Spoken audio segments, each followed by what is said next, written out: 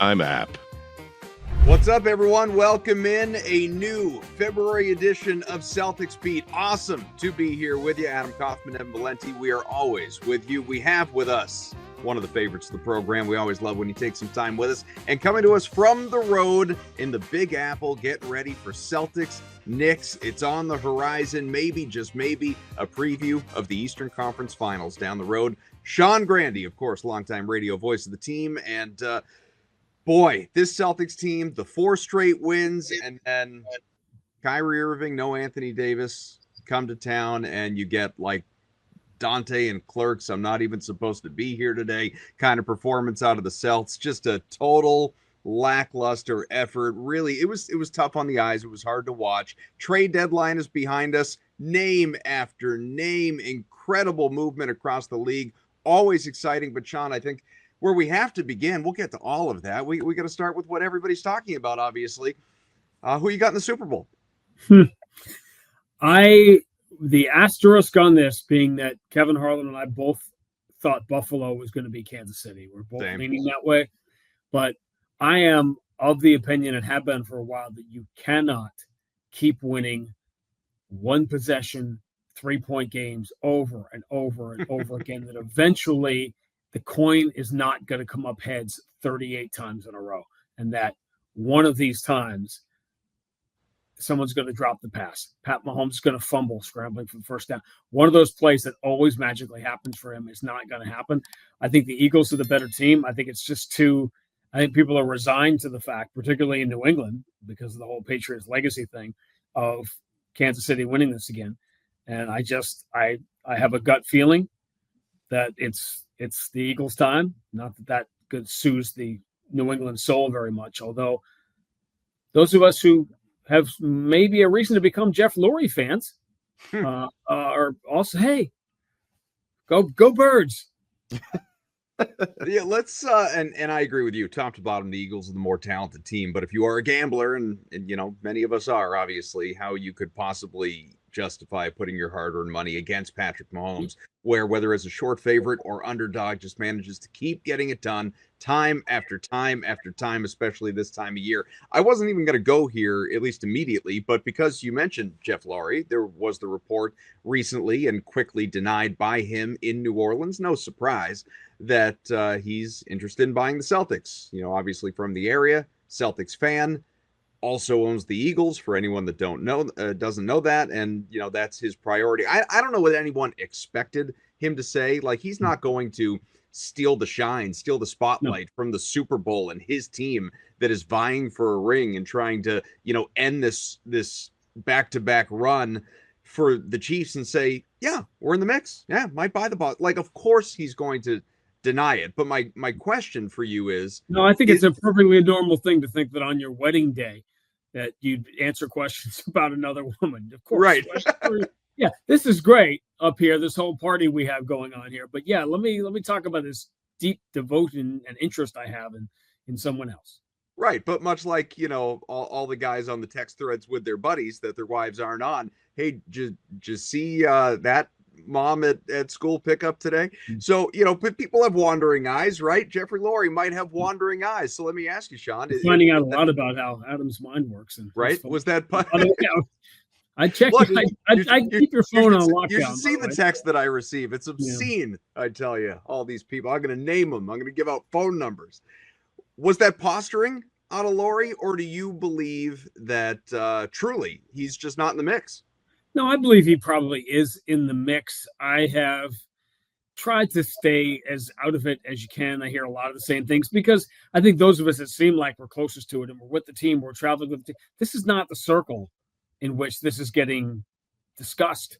You know, there are people in offices, you know, putting books together, working 80-hour weeks trying to get this thing organized because this is an extraordinary undertaking to sell a franchise and make a multi-billion-dollar deal like this. So for those who have used it, well, the pending sale is the reason the Celtics have only on a pace to win 57 or 58 games this year with a +9 scoring differential, and not, you know, that the sale has anything to do with it is not. It's a little bit silly. I don't think it's like, are an absurd thing from the outside to say, but I can tell you as someone around the team all the time, it does not get discussed within this little circle.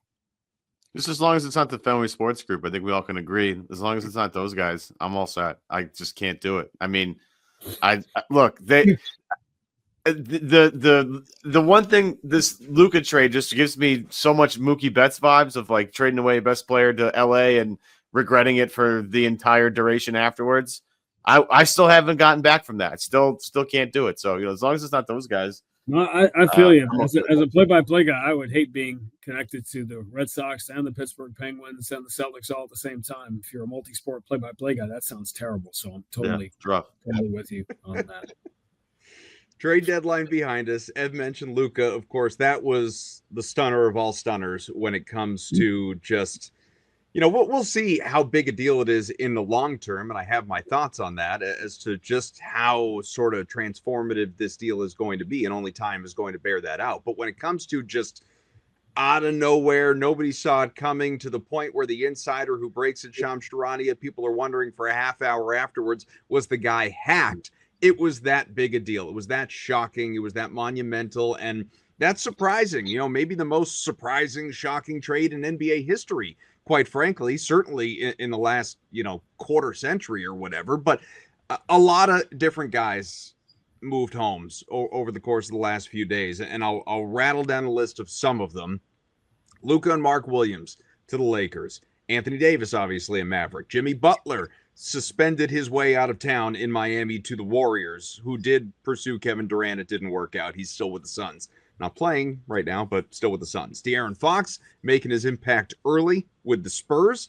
Good team up there with Victor Wembanyama. I think that's going to be a crazy tandem to watch for a little while now. Brandon Ingram to the Raptors, hasn't played yet. DeAndre Hunter to the Cavs, who, of course, continue to lead the Eastern Conference, have been a little up and down of late. Kyle Kuzma, Kevin Porter Jr. to the Bucks, Zach LaVine, Jonas Valanciunas to the Kings, Yusuf Nurkic, a Hornet, Chris Middleton, and poor Marcus Smart to the Wizards. Kelly Olynyk, just because I feel like I should mention him, goes to the Pelicans, and Dennis Schroeder went to about 6 teams. We'll see where he winds up playing. So just an insane time, Sean, but I think what's sort of not most notable, but equally notable with it all was, Brad Stevens, president of basketball operations for the C's, as we all know, sort of asked about Boston's lack of activity, because it generally was. They brought in Torrey Craig as a free agent signing. Previously, the Bulls, and obviously dealt away in a salary dump, effectively Jaden Springer. But he was asked about the lack of activity and essentially said, look, when you are ready-made for a championship, as we are right now, it's a boring-ass day, trade deadline day. You just sit around and see what everybody else does. Everyone's chasing us, and we just need to live up to what we have on this roster and what we did last year. So all that in mind, I can't imagine you were surprised Boston was inactive, but do you believe that anyone narrowed the gap, or even that Boston is still top of the food chain right now? Well, I certainly like what Cleveland did. I like DeAndre Hunter. I think it gives them, I think, the mix of too many offensive players and not enough defensive players, and you can't have enough now. You need more defensive wings. This is why even when the Lakers early in the year, they just made the deal of the century, the deal of the millennium, the shocker of all time, and one of the most stunning trades in professional sports history. Just the minor thing of sending D'Angelo Russell away and getting Dorian Finney-Smith is an better indication of where the league is than what just happened, that you need these bigger wings, which is why Torrey Craig is a bigger wing than Jaden Springer was. Listen, I hated to see Jaden Springer go, especially the way he had been playing over the last couple of weeks. And there's economics. Being the championship caliber team had less to do with the Celtics being inactive than welcome to life above the second apron, where there's just very little you could do. Like the second apron dictated a lot of what happened here for better or worse for teams. Just the new cap. The fact that the Luka thing is about many, many, many things. One of them is the first pushback against the Supermax. That this isn't going to be an automatic thing that your superstar player, we're just going to give him the Supermax if there's, issues there. And I will take issue with this. Adam, you're saying time will tell. Time will not tell us the whole story, because what we will never, ever truly know is if Luka was going to leave Dallas in 2026. When you make deals like this, you erase that portion of the space-time continuum where you're waiting around to find out. We'll never really know if he was going to leave Dallas on his own. Who knows? The stuff that they're saying now down there, they obviously felt it was a legitimate case that they either that they probably weren't going to sign to the Supermax or indicate that they might not. And by the way, how did not indicating publicly that you were not going to sign a player and extend him, how'd that work out for Miami with Jimmy Butler? So once this is all about players get their contract, and then once they have the contract, then they want to force the movement. Look at what Jimmy Butler just did. That was the most lucrative temper tantrum in the history of the planet. He made $55 million off it. A 5-year-old is just trying to get his toy back. Jimmy Butler got $55 million by doing that. It was brilliant. And that is what the next CBA will be about, is preventing players from, you're always one step behind. It was like James Harden with the rules. Like, all right, you can't do this anymore. Okay, well, this is how I'm going to get to the free throw line. And then Trae Young, like stopping short. So guys, okay, we got to take that rule away. Then people will think of something else. But that's where we are right now. I was not obviously in any way surprised by the way the Celtics started and ended. I do think the Cavs, did they close the gap a little bit? Sure they did, but it's not going to be – DeAndre Hunter isn't the reason the Cavs would beat the Celtics in the Eastern Conference Finals. It's going to be Donovan Mitchell and all the things. The one thing that happens with the Knicks, the Celtics, or the Cavs, as we talk here at the start of February, that happens on March 18th, where somebody gets hurt or some weird thing happens, that's going to change the course of, what's about to happen. I can't sit here. I know you're going to ask me to do what I did last year, which is essentially, if you'll remember at this exact time of year, we wrote this down. This is coming up. Exactly what was going to happen, right? And that's the beauty of this year, is that we don't know. Like last year, I kind of felt like we knew. And even though there are not one but two teams having the year that the Celtics had, I'm not going to be surprised in any way, shape, or form if OKC or Cleveland win the championship. But I don't feel as confident about them, because there are significant issues, you say, with OKC, because it's all about matchups.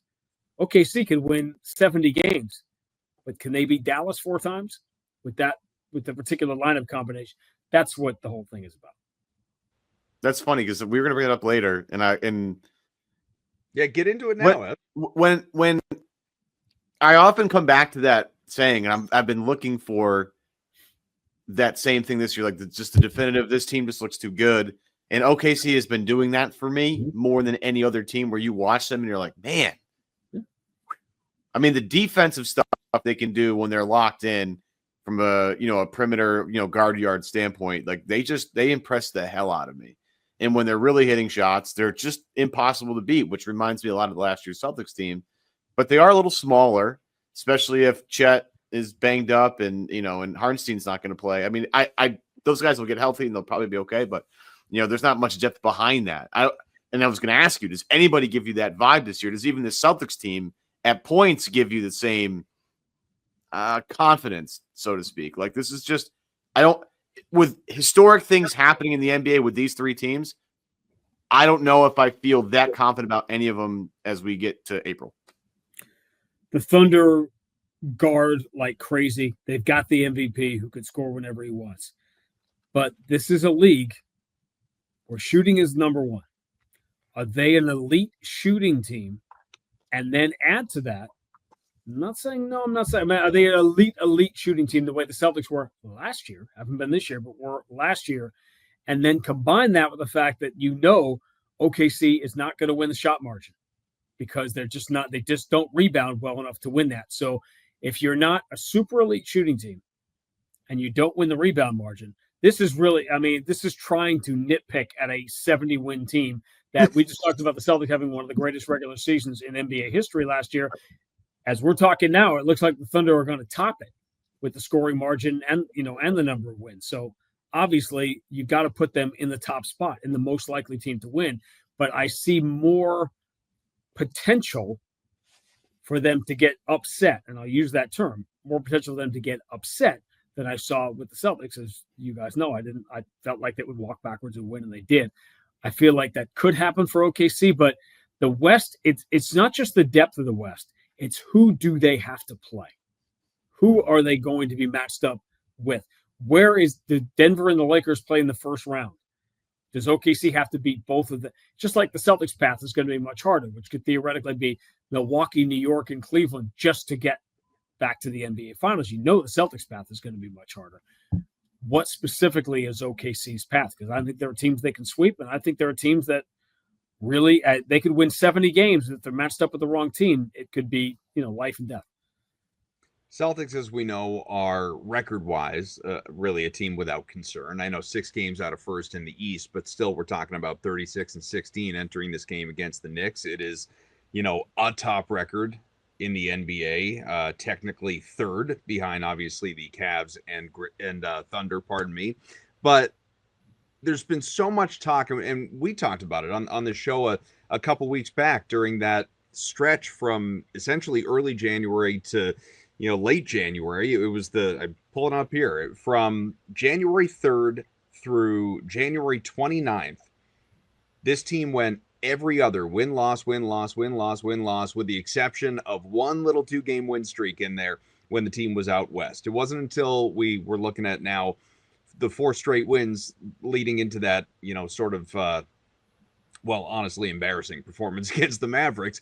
This team has just been so up and down, so night to night unpredictable. Even at full health, even if the other team isn't, even if you're a double-digit favorite, home, road, whatever, it's just been, there's been something missing. There's been something that has not looked as it did last year. And that leads to a lot of conversation here and elsewhere about flip switching, as you well know. And I guess I'm really just kind of wondering, looking at the calendar, and you've been around a while, talking from experience and what you see in this team, what we saw last year, the general makeup, all the personalities and, the names, everything that has carried over now in this chase to repeat, which, as we know, is so rare in today's NBA, at least. Where do you get to on the calendar where flipping the switch just isn't a thing?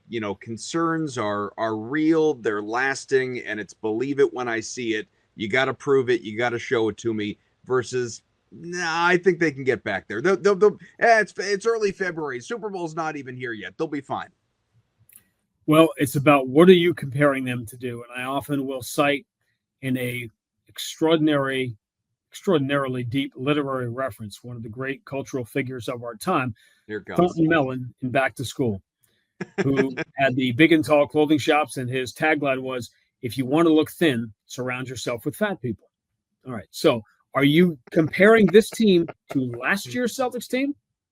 Are you putting them in those footsteps, which, by the way, they walked for the first third of the season? They were dead on with last year, again, one of the greatest teams ever. Or allow me to compare them to a different team, since you cited how long I've been the voice of the Celtics and how long I've been the play-by-play guy here.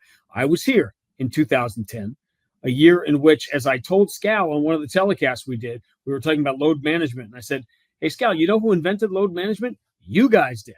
In 2010, you just did it on the court, letting guys run around you like you would take nights off literally while dressing up in uniform and playing. That 2010 team, if you compare this team to last year's Celtics team, now they're going to falter and compare. Even TNT was doing it even up until last night. There's still a comparison to be made. They're only a couple of games back, and the scoring differential is close and all that. But we know we're not seeing the same thing over the last 5 or 6 weeks. However, in 2010, that team finished the season 27-27 in their final 54 games with a negative scoring differential, and they got to Game 7 of the NBA Finals, and I know that because I was there. And when Kobe Bryant stood on top of the thing and did his big when he stood on top of the thing, his sneaker neatly cropped out of the picture is my head, because I was standing right there when Kobe was doing that. So I've seen it. I've seen teams, you want to say flip the switch, you can. There's a lot of things going on. I think what's frustrating a lot of people, even those of us whose job it is to try and explain what we're seeing, is that it isn't one thing. One night it's the offense, one night it's the defense. And on many, many nights, you are, cliche as this has become, you are getting the best shot from other teams. We're seeing, great performances. You can't figure out what's going on in the rest of the league. The Celtics going to Toronto, and the Raptors were at the bottom of the NBA. That was a bad performance by the Celtics, no question. But Toronto, that started a run for them where they were one of the best defensive teams in the league, and they won like 6 of 8 games or something like that. On the other hand, Houston comes in. That was a loss I had no problem with, because the Rockets played an unbelievable game that night. They had been playing. They haven't won since. So Everybody's got it, and that's why it seems like you're feeling all the angst and frustration in the Celtics, and they got to get it together. And what did you just say? They're the third best team in the league right now, out of 30, with all of the things that have gone wrong. So one of the things about that Doc would always say to me, partially trying to justify it, he would say a lot of things to me to try to justify things, but one of them was he was never worried because at the start of the year, when that team was 23-5 or 20, whatever that team was at the start of the year, he knew they could play at a championship level. This team not only has last year's championship, they also have the first third of this year when they were 21-5 with a +10 or +11. That said, isn't it interesting that to a man, everybody's shooting is down. Everybody's shooting is down. Now, where does that come from? That come from how you're being defended. Every little bit plays in. Are you, trying to get through to the All-Star break? It's monotonous when you not only won the championship, but you've had long playoff run after long playoff run after long playoff run. And yes, there was the Olympics, and yes, there was Abu Dhabi. And it's human nature for a lot of these teams. The Celtics still now, Cleveland and OKC, I've said this a lot, have skewed this year to where it feels more uncomfortable than it really should. Because if you looked at the Celtics record and their scoring margin and all the advanced metrics, they are better right now than a lot of the teams that went on to win the championship. Most, Denver 2 years ago, and Golden State 3 years ago, and even the Toronto team. The Celtics have a championship pedigree now, despite the last 6 weeks. So that in mind, especially as you look at the new makeup of the NBA post-trade deadline, and we'll see what sort of comes out of the buyout market as well and how much that alters things, and just the unpredictable. Who knows what rosters are going to look like with respect to injuries when the playoffs roll around. But Celtics, we won the girlfriend in the roster additions. You know about that, right? Torrey Craig? Yeah. Megan Thee Stallion. Adam's No. got, yeah. Oh, come on, Adam. You don't know about this? No, I don't think I do. Don't give me the kid's excuse. I've got actually, I've got a kid he was most impressed by this, actually. Yeah, Megan Thee Stallion. I will say it is impressive. Well, I mean, we going to share or what? We have Megan Thee Stallion. Have you not picked this up? Do you know who that is? Oh, yeah, no, I know. Okay. No, I didn't. I didn't know that. No, I didn't know that. I'm not on top of who the guys are involved with, other than when like Humphreys was with Kardashian a million, or obviously Ime and Nia Long. But that's I couldn't even tell you who Tatum is involved with, and she's important or something. So Chris Humphreys. Let me give you the greatest stat. People always accuse me of being a stat person just because I share all my prep between games. My favorite stat in the 20-something years I've been doing this in NBA history. You guys are old enough to remember the year that Chris Humphreys was with Kim Kardashian. Yeah. On the cover of every magazine, right? Like literally on Us Weekly, People Magazine the whole summer. And then she dumped him, right? She ended it. Sure. Broke up with the guy. The following season. Heartbreaking. And so imagine having to go through that, and literally you're on the cover of every magazine and everybody in the world knows. The following season, Chris Humphreys had his shot blocked more than any other player in the NBA, which makes sense if you think about it, his size and, but he had his shot blocked more than anybody. So literally the dude goes through the entire year on Us Weekly, and Kim Kardashian breaks up with him. And the following year, he literally leads the league in getting rejected. That's tough. That's good. It's my favorite. Yeah, I like that. What I was going to ask you is like, who is to you in the East specifically, matchup wise, the biggest threat to the Celtics? I mean, when your partner Cedric Maxwell was on with us not too long ago, Orlando. That was mine too. I would pretend I would back away and say that's because I can't for the life of me figure out what's going on. I loved Orlando early in the year, and I kept saying, once they get healthy, and everyone keeps losing, people look away from certain teams in the league. They look away. Yeah, they're losing, but those guys are back. Banchero's back. Franz Wagner's back, and they're still just losing games that make you like turn your head sideways. I hated the Orlando matchup because of the young, athletic defenders. So you asked me in December, I'd be like, yeah, Orlando was the team that absolutely concerned me. I'll say this about, as we're talking, it's late night on Friday. We're 21 hours away from going into one of the games of the year. And, people ask me why I made the choices I make. So you get to do the games that matter. And Madison Square Garden, Saturday night, primetime, Celtics Knicks. And I think this is a really important game for New York because they're closing in now. They win this game, they're just a half game behind the Celtics, even in the loss column for that number 2 spot. And I will say this. I think the Celtics beat the Knicks in a 7-game series. That's a smart pick. I don't like the idea of New York. If you're a Celtic fan, know this. I don't think the Knicks are going to lose Game 7 at Madison Square Garden 2 years in a row in the same round. And I just don't think you want, knowing that for the Celtics to win a championship, they're going to have to be, they're not going to have home court in the conference finals or the NBA finals, barring something, an upset somewhere out west. So how many rounds do you want to mess around with this? Yes, the Celtics have been the best road team in the history of the game for the last 3 years. Insane on the road, even in the playoffs. But at some point, not unlike Pat Mahomes, your luck is going to run out. Like with winning these games, Celtics won the Eastern Conference Championship in Game 7 on the road. They've won, Game 6 in Milwaukee, the Tatum game. Game 6, the Marcus Smart game in Philadelphia a couple of years ago. These phenomenal road wins. That's why last year was so amazing, whereas the Celtics won 8 games facing elimination. 8 of them the previous couple of years. 8 times they faced elimination and won, and then never, as some brilliant mind said on this very show last year, they're not even going to have to deal with that in 2024 because they're not going to face elimination. That's going to happen. They're going to be down 3-2 at some point. They're going to be facing elimination.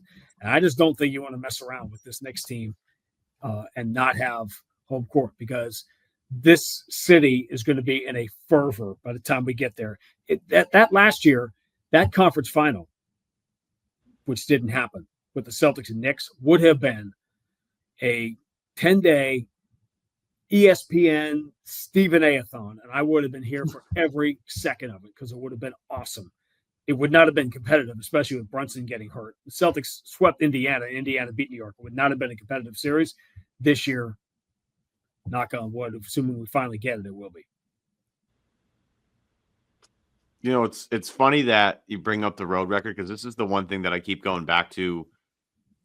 I just feel like sometimes, like when certain teams like Denver gets they're kind of Teflon. You got to beat them 4 times, and when you beat Jokic for the 4th time, that's when he's dead and you kill him. I feel like they get the respect that they're a previous champion.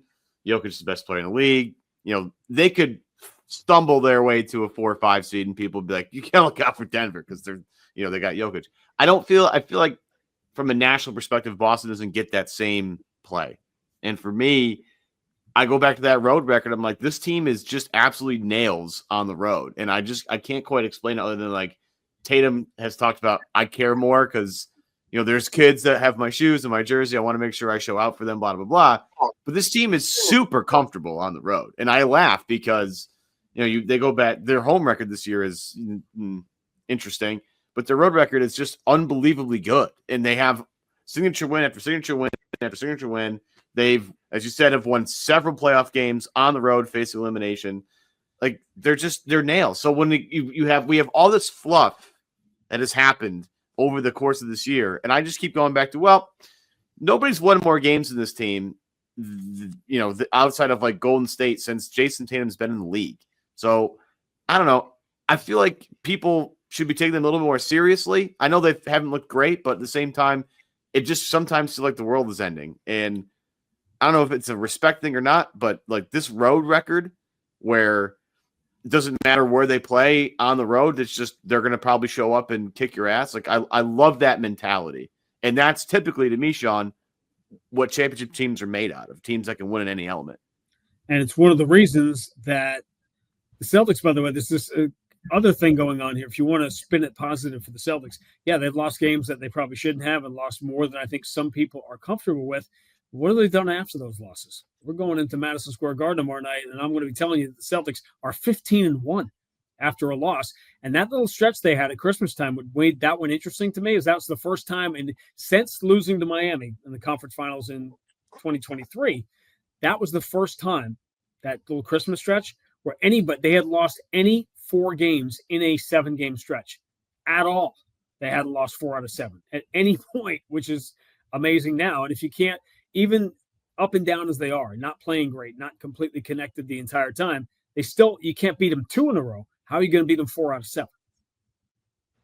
Let's take a quick break, tell you about our good friends over at Prize Picks. Prize Picks is the best place to get real money sports action. With over 10 million members, billions of dollars in awarded winnings, Prize Picks has made daily fantasy sports accessible to everyone. You just pick more or less on at least 2 players for a shot to win up to 1,000 times your cash. Think about that.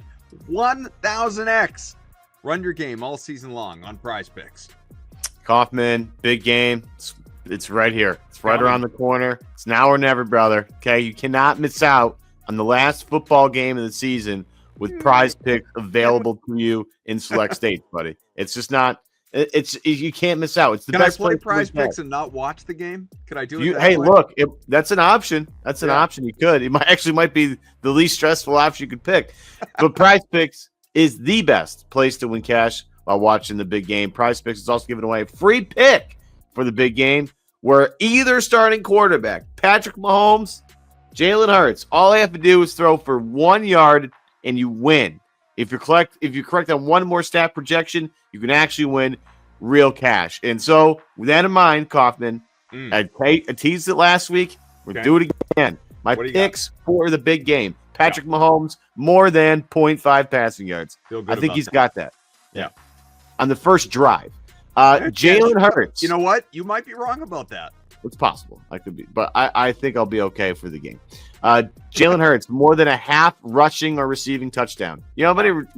He's got, what, 18 rushing touchdowns this year? Something like that. It's crazy. He's as quote-unquote reliable as Saquon, the man himself. The offensive player of the year.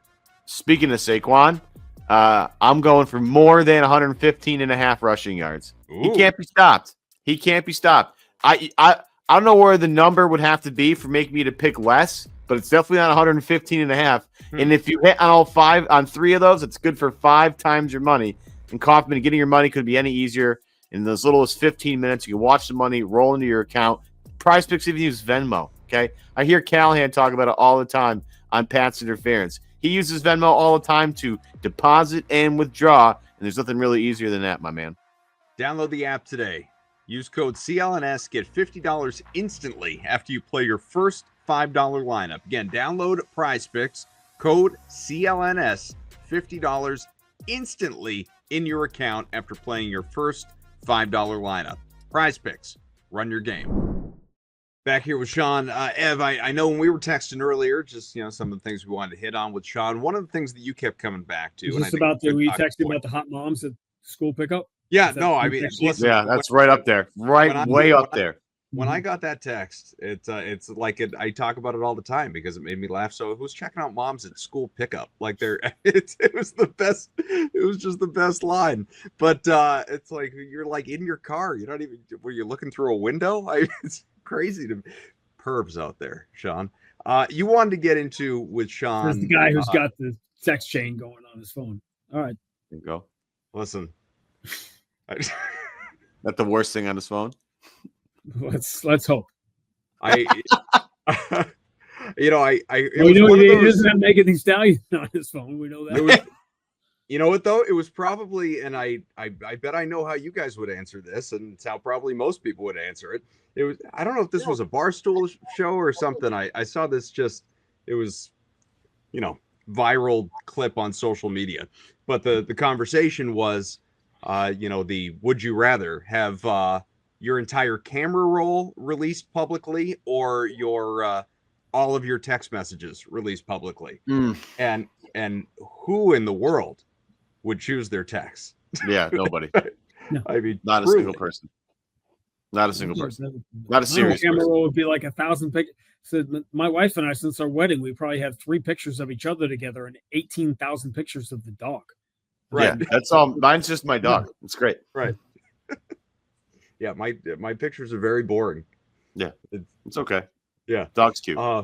Yeah. Hey, where I was attempting to go with that was, Ev, you were talking about just all of the all the miles on Tatum's proverbial belt, and maybe how little we discuss that in the grand scheme of things. And it's the royal we, not necessarily Sean. I'm guessing Sean, gets into this from time to time on the broadcast. But, do we take for granted the workload that this guy puts forward. I know he's not LeBron, not yet. I'm just talking about minutes. I'm not talking about accomplishments. But in terms of the amount that he has played at such a young stage of his career, do we I don't know, overlook that like eventually this guy's going to run into potentially an issue after, during one of these deep playoff runs, unless he's just truly one of the most durable people on the planet. I worry about that a little bit. I've thought about that recently, about the fact that nobody ever talks about his availability, and that we're going, tomorrow night it's going to come up as a topic, because tomorrow night we're going to be at the home of Tom Thibodeau at Madison Square Garden, where 4 of the top 6 players in minutes played right now in the NBA obviously are Knicks, but who are the other 2? Anthony Edwards and Jayson Tatum in minutes played. That this whole Doc Rivers bit that we've heard for 20 years, that the number one ability is availability, and there are very few superstars.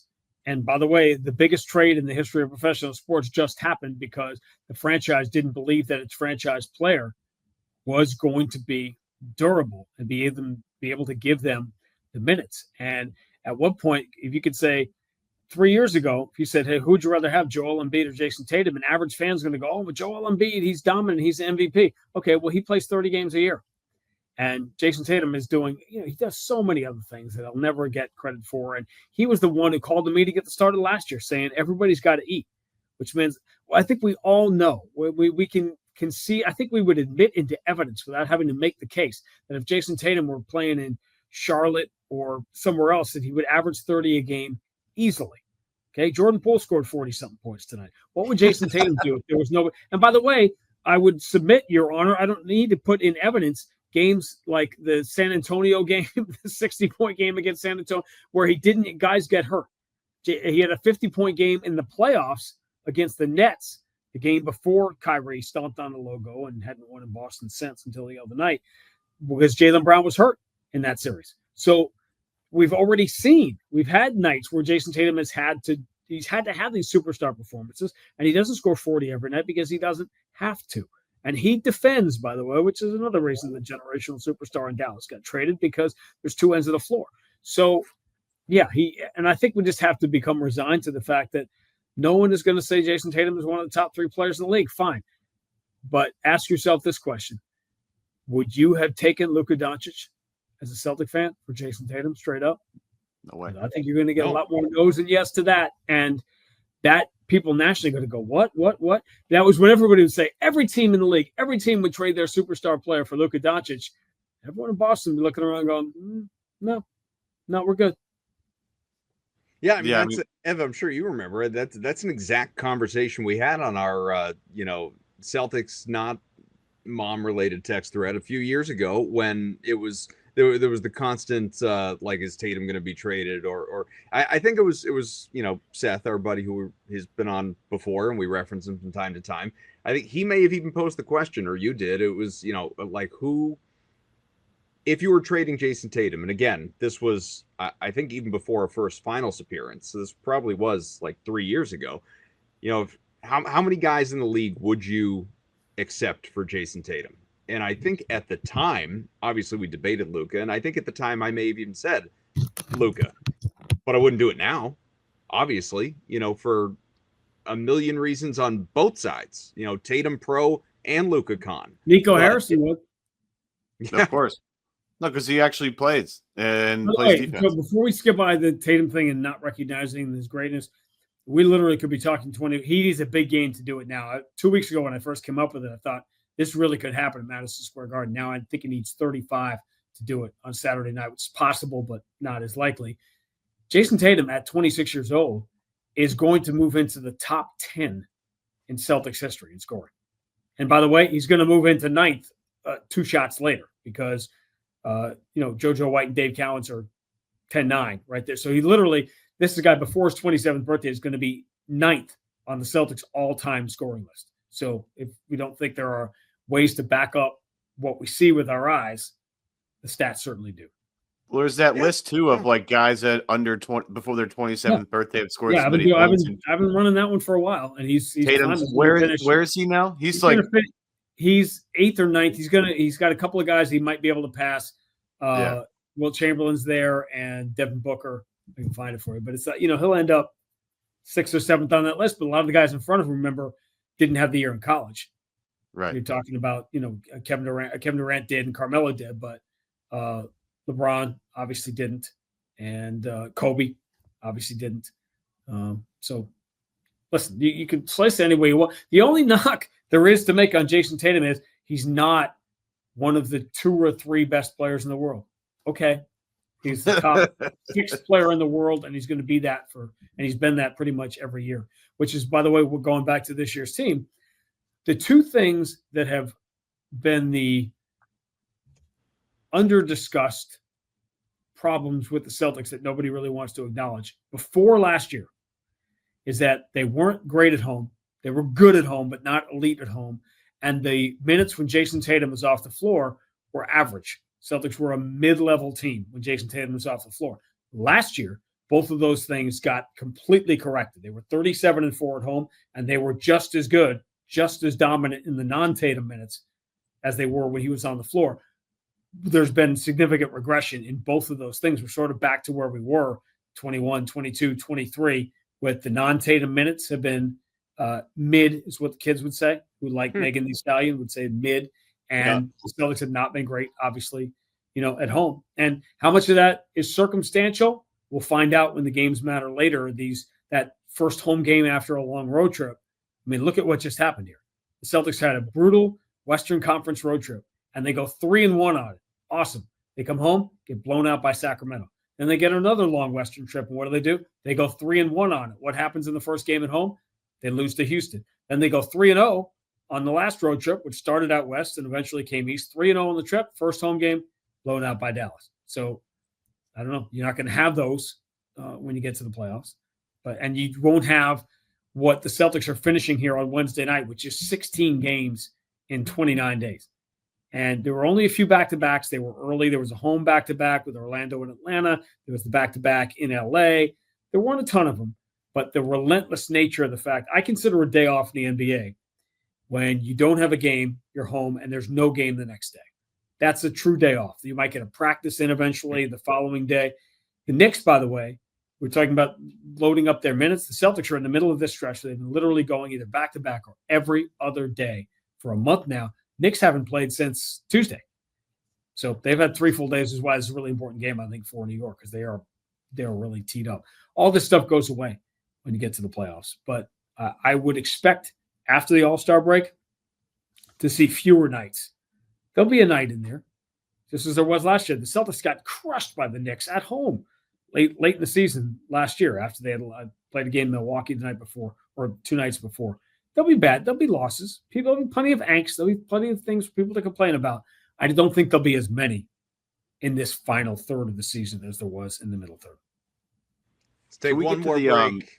One more quick break. Tell you about our friends over at Game Time. Going to a game right now, it's easier than ever because of our friends at Game Time. The best part of Game Time is how easy it is to tell how much money you're saving with the Game Time picks. Now, they have tickets labeled great deal and amazing deal.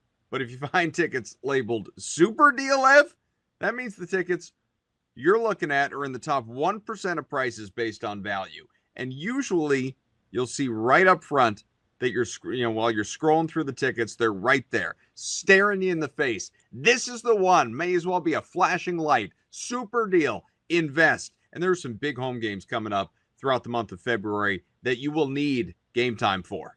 Yeah, Spurs game coming up. Wemby coming to town. The only time that you get to see him, February 12th. And as I tweeted out the other day, the get-in price, Kaufman, I don't know if you saw this, $78 to get into that game. Ooh.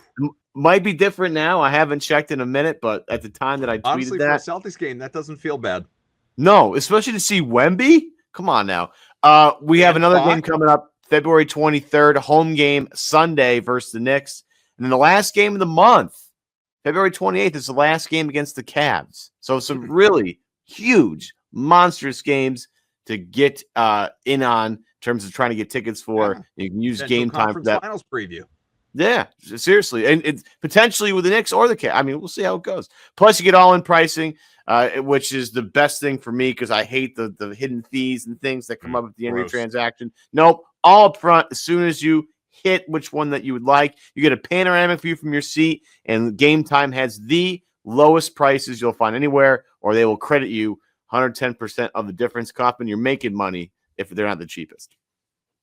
Game Time ticket coverage, your purchase covered with the most flexible customer service policy in the ticketing industry. So as I've mentioned, all-in pricing, panoramic view from the seats, lowest price guarantee. Take the guesswork out of buying tickets with Game Time. Download the Game Time app, create an account, use code CLNS for $20 off your first purchase. Terms apply. Again, create an account, Game Time app, redeem your code CLNS, $20 off. Download Game Time today. Last minute tickets, lowest price guaranteed. Back with Sean. All right, let's keep the conversation going about Jayson Tatum and all of the great things that he has accomplished. No, we'll get to some of that, but Ev, some of it is the concern that, Sean talking about all the different things that are or are not worrisome. Sometimes for a lot of people out there watching these games night to night, it's what this looks like when there's no Jayson Tatum on the floor. Yeah, and it's like I think they're tinkering with that still. I think they're trying to figure out the best combo, because I was texting Brian Barrett the other night, and I was just remarking on the lineup that Jayson Tatum had on the floor with him. The Tatum, Pritchard, Hauser, Luke Cornett, and Al Horford lineup, and I was like, that's okay. That's going to be fun. That's going to be a lot of Tatum trying to carry the load offensively, and defensively, we'll see how this goes. Meanwhile, that leaves like Brown with Derrick White and Drew Holiday and Kristaps Porzingis. So it feels like to me that they're trying to figure out the balance of, yes, we know the Tatum minutes aren't going well. The non-Tatum minutes aren't going well. We have the ability to fix this. Do you think that's the best way to do this, is to give the non-Tatum lineup a Jalen, a White, a Drew Holiday, and Kristaps Porzingis, so that the offense keeps functioning? Is that the way to fix this, or is there some other way that Boston can experiment with as we head towards April to fix the non-Tatum minute issue? Because it seems like if you just put 4 guys around Jayson Tatum, he's going to figure out how to make it work. He has, and some of the best sequences over the last few weeks for the Celtics have been Jayson Tatum with a cobbled lineup around him. But you know what's going to fix it? It's not Joe Mazzulla tinkering in the lineup. What's going to fix it is guys playing better.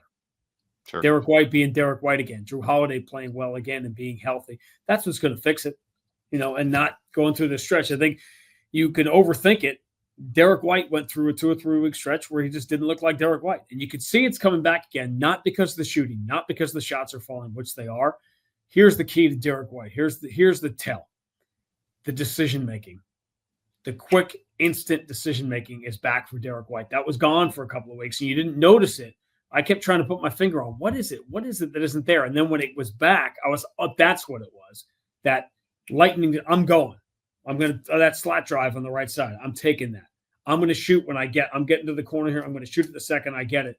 The decision-making was back. It happens to, listen, these guys have been on a long, long journey. I've talked about the travel in the Olympics and all the other stuff. What's going to fix it is when they start playing like themselves again. And probably the only guy who has, in a lot of ways, consistently has been Porzingis, because he got back and he's looked great. And it's almost as if he's looking around like, come on, guys, let's go. And everyone else is exhausted from playing all of the playoff games last year, which he didn't play, and playing the Olympics, which he didn't play, and playing in Abu Dhabi, which he didn't do, and having a training camp, which he didn't have, and playing the first 20 games of the year, which he didn't play. So eventually everybody you hope is going to catch up. And again, the All-Star break to me is an interesting time because there'll be fewer. Obviously, I won't have this to fall back on as an answer. If this continues into March, then eventually, as the legendary Bill Parcells said, you are what you are. I think we have enough evidence to say, all right, are they this team they've been? This 15-10 type, 15-11 type team, although the metrics obviously are really good. Even when I do them, I take that Toronto game out because it was such a historical beatdown that it skewed all the numbers. But they have been good, but they've lost close games that they didn't, that they probably shouldn't have, and that were coin flip games. Okay, no big deal. But the fact that they had a 21-5 start combined with this, that's why the overall numbers are still pretty healthy. And I don't expect them to go 21-5 in their last 26 games, but I expect them to be closer to that team than they were to this last, 5 or 6 weeks. Sean, while you've been chatting, you sent along some of the numbers that you referenced. You were going to look it up earlier. The most points at age 26 in NBA history. And in order, I won't read off all the points, but in order, LeBron James, Kevin Durant, Carmelo Anthony, Kobe Bryant, Tracy McGrady, Wilt Chamberlain, and then Jayson Tatum. I'd say he's three guys there that didn't go to college. Correct. T-Mac's in there too. Yeah. So where I wanted to go with that, and I know we've been kind of pinballing around between this year's team and previous teams and all time and all this stuff, but the Celtics historian that you are, I am curious your perspective. Long time voice of the team. Long time voice of the team. I want to be abundantly clear to our listeners and viewers when I say this. I know he's nowhere close right now, but what does it take, do you think, statistically, longevity, which kind of go hand in hand, obviously, for Jayson Tatum to be considered not one of, but the greatest Celtic of all time? I think it's one of those things. Next to Bill Russell. I'm excluding someone like you can't. Bill Russell. I mean, come on. Okay. Yeah. And obviously that's a special club because of the accomplishments of the Celtics. I think being around long enough now to know this stuff happens in a way, it sneaks up on you. And I'll give you, here's a random example of one that's come up recently. If I say, even now, hey, DeMar DeRozan, that's a Hall of Famer, right? People will be like, DeMar DeRozan? He's not. If DeMar DeRozan is not in the Hall of Fame, he will be by 2,000 points the all-time leading scorer to not be in the Hall of Fame. Like DeMar DeRozan is going to be in the Hall of Fame. They're just, people even 5-6 years ago were smirking at the idea of Carmelo being in the Hall. People just don't. I don't think they recognize it in real time, particularly in this era where we just like to go at players. And for all the stuff you've heard about Hall of Famer, people still haven't come around to that. To who? Al Horford.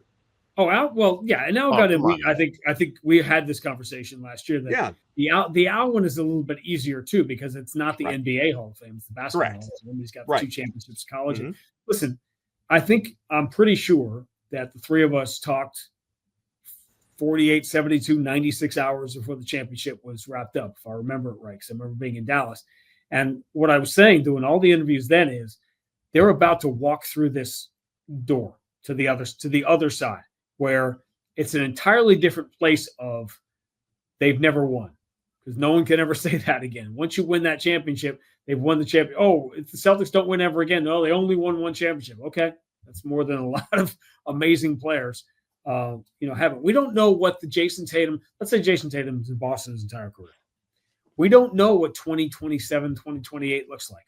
Are we going back to Paul Pierce in 2006, Paul Pierce in 2005, where I think it's going to be when the fog is settled of this run, I think, and Jayson Tatum gets closer to 30, it's going to be pretty apparent that he is one of the greatest Celtics of all time. And that you're talking about not just Hall of Famers now. How many banners are going up here? Mm-hmm. When they, is Al going up now? He's got a championship, played the same number of years as Kevin Garnett. It's a discussion, right? Mm-hmm. But Jalen and Jason, those numbers are going up. This is happening. This is the 80s right now. Try to get a Celtics ticket right now. We had a game where we were maybe New Orleans, and I saw empty seats, and I was trying to remember the last time I saw empty seats at a Celtics game anywhere. You know that most of the teams now, and I'm not involved in tickets, so I asked these questions. Most of the NBA teams now are using tier pricing. So not only are all the Celtics games sold out on the road, guess what's in the top tier pricing wise? If you want to see this show when it comes to town, you're paying through the nose to do it, and the Celtics are still selling out buildings. The NBA, the TV ratings are down. The NBA is in bad shape right now. The TV ratings are down. Like, that's such a fundamental misunderstanding of what metrics matter, how television ratings. I got a 13-year-old who will not know what cable television is. Essentially, we've got this is. I'm tying this into the Jayson Tatum conversation because sometimes you have to catch up to what's really happening and not look backwards to, why are we comparing Jayson Tatum to Bill Russell? And it was a different conversation back then. Is Jayson Tatum already one of the greatest? If Jayson Tatum left tomorrow and retired, is Jayson Tatum one of the top 20 Celtics of all time? Yep. Top 15? Probably. Like, this is where we are now. And he's 26. So I think sometimes people just don't realize. I said, we were talking off the air, so much change is happening so fast in our industry. People are talking about the TV ratings being down, ignoring the fact that the billions of dollars that are changing hands for the rights to TV. I believe strongly there's a revolution coming, and I think local television in the NBA is going to be a dinosaur, that I think eventually every game is going to be available on some kind of streaming app, or everything's happening fast. The way the league is covered, the way the league is profitable, is there going to be an international league or not? All these things are happening in real time. And the people that are successful are the ones that look ahead to 2028 and not look back, which is what we're trying to do when we say, is Jayson Tatum one of the greatest Celtics ever? Yeah, he is already. But who cares? Because let's just enjoy. The only message I give to everybody right now is that this is the 80s. You're living the 80s right now. If you're younger and the new big three Celtics where you're Kevin Garnett and Paul Pierce, and I watched it, I listened to every game back then. It's happening again. This is really happening right now. The Celtics have a great chance to go to 7 conference finals in 9 years. You know how absurd that is? When Minnesota has been twice and never been to the finals in the history of their franchise, and it took this extraordinary Game 7 win at Denver to do it. They have 2 moments, 2 Game 7 wins in the second round, and that's their franchise history. And if you're old, you think, oh, Timberwolves, that's a new team. They're not new anymore. That's just the point. There's 35, 36, 37 years in the Timberwolves history. You're older than you think you are, is life lesson number 1. And number 2 is the comparison as a thief of joy thing works here. Know that Jayson Tatum already is one of the greatest Celtics ever to play, and enjoy every night you get to see this show, because between the second apron and the age of Horford and Holiday, and this is not going to last forever. So when the Celtics and the Knicks tee it up at Madison Square Garden at the Mecca, the greatest stage in the game, on a Saturday night on ABC, find a place to listen, find a place to watch, because these are the moments you're going to be romanticizing about years from now. It's funny. I think Jayson Tatum has as many second round big performances. I'm just thinking the Philly game where he was absolutely terrible until the fourth quarter, and then obviously Game 6 in Milwaukee where he had 46. It's just as many big moments as the Timberwolves do as an entire franchise. And by the way, I mean, it's a great, and I guess there are more Timberwolves in the NBA than there are Celtics. Appreciate the fact that the Celtics not only have the history and the all-time championship lead, now you're getting to have another golden era again, when it's much harder to create them than it was, back in Red's day. It was a different ball game. How do you think Red, if we have a conversation with Red right now, how do you think he'd feel about the second apron? Oh my goodness. Can we take a minute to appreciate how many teams are trying to emulate what the Celtics did with Brooklyn, getting those future picks and future swaps that led to Jayson Tatum and Jaylen Brown? Everybody's trying to do it. These 2029, 30, 31 picks that are out there, like, oh yeah, that could be Jayson Tatum. You don't know. I just feel like everybody's trying to recreate this, and it's just. And people forget, I brought it up the other night when he was a big part of that comeback, when he was hitting the big shots. But for Jayson, you never put on the glasses of the other side, right? You never look at your house from the neighbor's house. Jayson Tatum is now that guy. Imagine being a Philadelphia 76ers fan. Jayson Tatum is Freddy Krueger. Because not only does he have all these game-winning shots, and obviously the Game 6 stands alone, which, by the way, that was the Marcus Smart game. That he bailed the Celtics out for 3.5 quarters until Jayson Tatum, came out of the bullpen and finished it. But Jayson Tatum had the game winner, had an ABC Saturday night game winner there a couple of years ago. He had the big shots in the fourth quarter and the comeback the other night. And every minute you watch Jayson Tatum as a Sixer fan, you're thinking that could have been our guy. Mm-hmm. We drafted Markelle. We traded for Markelle Fultz. Yeah. Markelle Fultz and Lonzo Ball taken before Tatum. And that was the guy, speaking of Madison Square Garden, it was a game at Madison Square Garden in December of 2016 that I think that was the game where Brad finally was – I think we were off that night, And I remember Brad and I talking about him watching the freshman at Duke. And by that point, there was some degree of unanimity that this was the guy that the Celtics wanted. And, got to make a trade as well. I mean, the Celtics would have taken him number one. I don't have any illusions about that. But they were able to make Before we wrap, since you mentioned it before, let's end this show on a low note. Marcus Smart, as I mentioned earlier, he is a Wizard now. And obviously the Memphis tenure was not all that he wished it would have been. Injuries factored into that, underachievement by the team. A lot of injuries to the team in general over the last year and a half, despite a very good record this year. But now he's off to Washington, which is one of the cellar dwellers of the NBA right now. Is this sort of the beginning of the end? And is Marcus going to be kind of like Kelly Olynyk, where like we're just every year and a half you're seeing him on a different team until he retires? Possibly. I really think what it is the Belichickian cold-blooded nature of the business of making moves with guys at a certain stage of their career, even before we see it. They see it before we see it. And look at, the players that have been shipped out. Brogdon, Rob Williams, Marcus. Forget personalities, forget character, forget ability. Just look at availability of the guys that haven't played. This is what's, obviously making these deals. I think we probably have discussed in this podcast that, Brad was in the doghouse in my house for quite a while because my wife and my son, Marcus Smart, was the favorite player. He was a lot of people's favorite player. And so that was very jarring and very difficult. But you look at it now and you literally have a press conference tonight. The GM of the Grizzlies tonight, as we're talking, Friday night, gave a press conference basically saying, yeah, that was my bad, trading for Marcus Smart. And he did a lot of good things and he helped the young players. But from an availability standpoint, they didn't realize they were going to have the guys to eventually replace him. But it's a difficult part. I hope every time Marcus comes back, you know how I feel about this. Marcus and Ime should never be forgotten in the championship, even though they were, they got Nomard, they got Tony Amonte, they got, they were the ones that didn't get to, be there on Christmas morning after spending the whole year with the family. And they were a big part of it. And by the way, you can make a case. We'll discuss this again when we get to Memphis and make it more of a longer form conversation. Not Memphis now, but the game against Washington at the end of the year.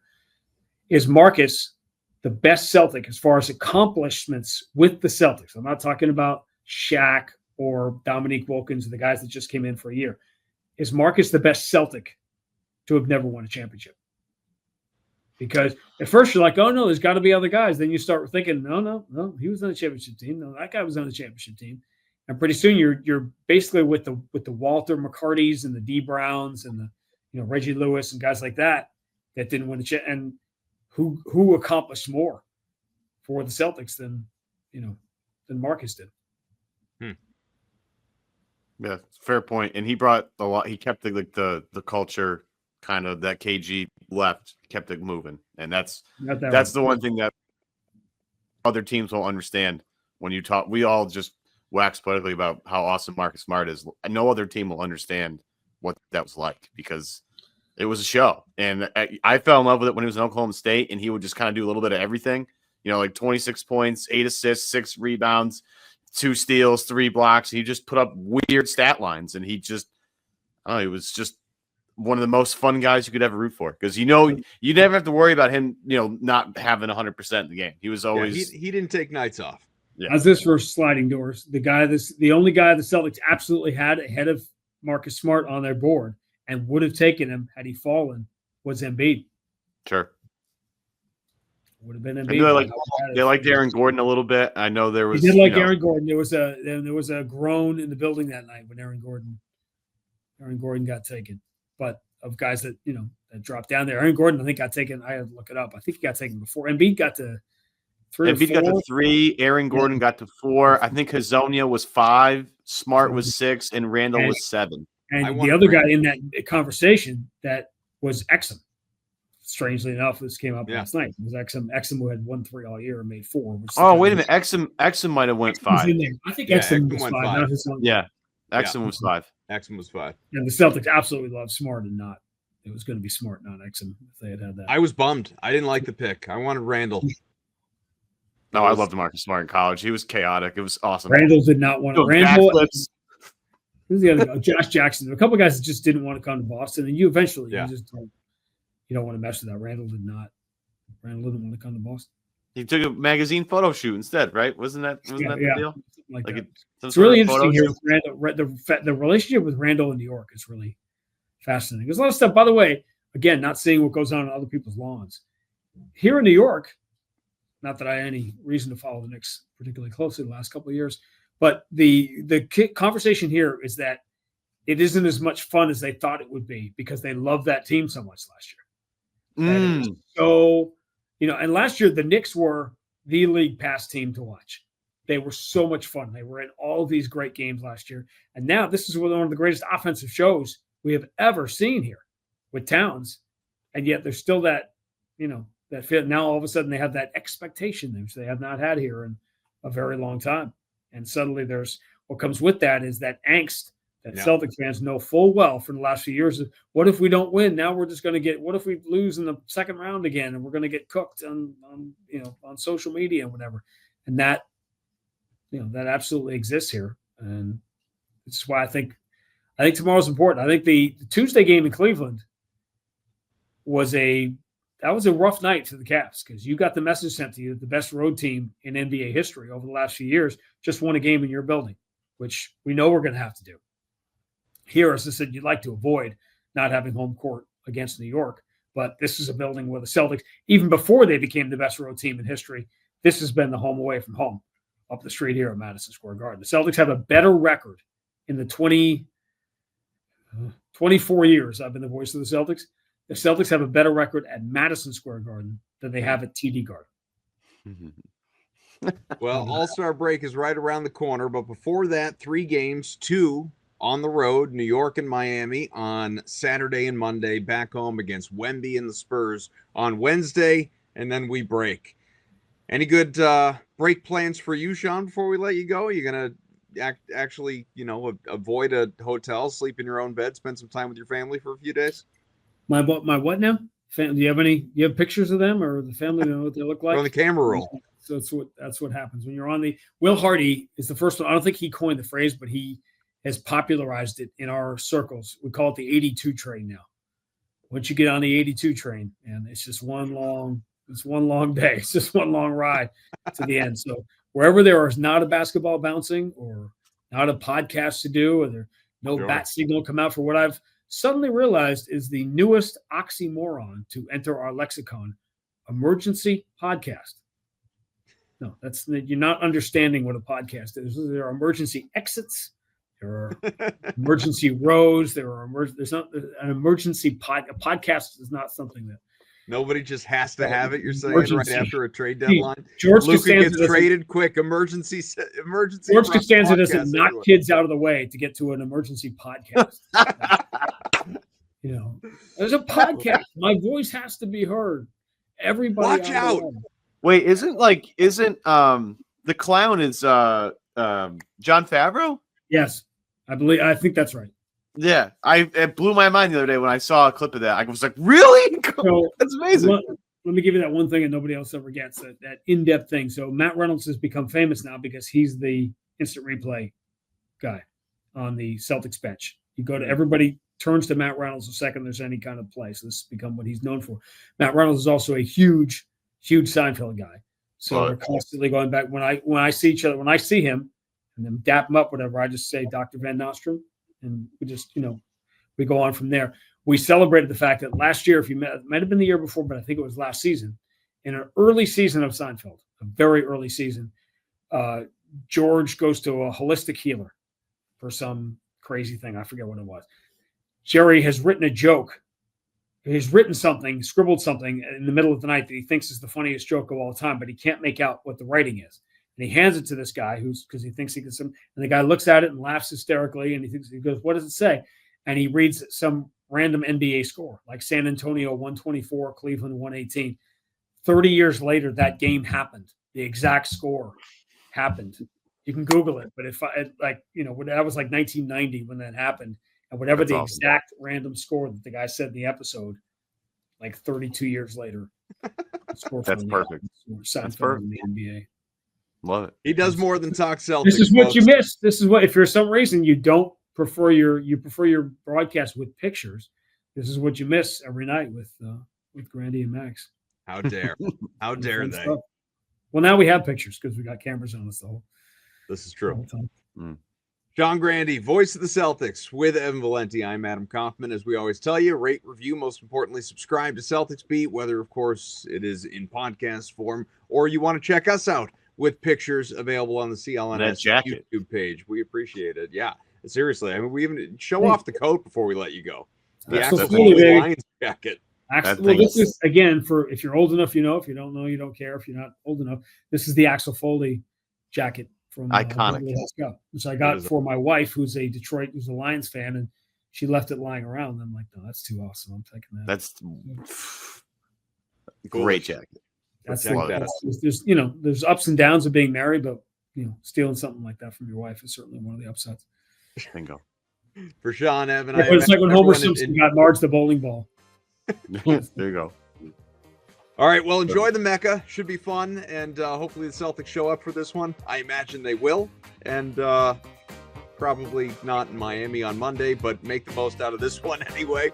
And on to the next. We'll be back with you next week, folks. And enjoy the Super Bowl. Go Birds.